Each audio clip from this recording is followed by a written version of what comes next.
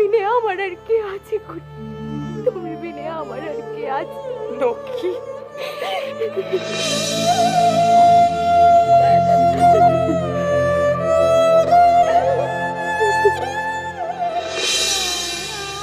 ইহা কেবল অভাগিনীর হৃদয়ের জ্বালা।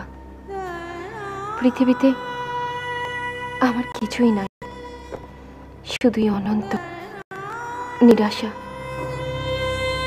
শুধুই প্রাণের কাতরতা। কিন্তু তাহা শুনিবার লোক নাই, মনের ব্যথা জানাইবার কোনো লোক নাই জগতে। কারণ আমি পতিতা, আমার আত্মীয় নাই, আমার বন্ধু নাই, বান্ধব নাই, এমনকি পৃথিবীতে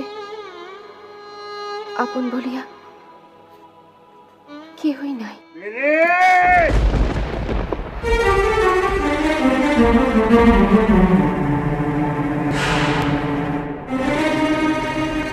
মাস্টার মশাই, এই যে নটি বিনোদিনী, নটি বিনোদিনী, কি ভেবেছিস, কি ভেবেছিস তুই? হ্যাঁ, আমাকে অপমান করে অকুলে ভাসিয়ে সেদিনের প্রতিশোধ নিবি? আমাকে গিরিশ ঘোষকে, গিরিশ ঘোষকে?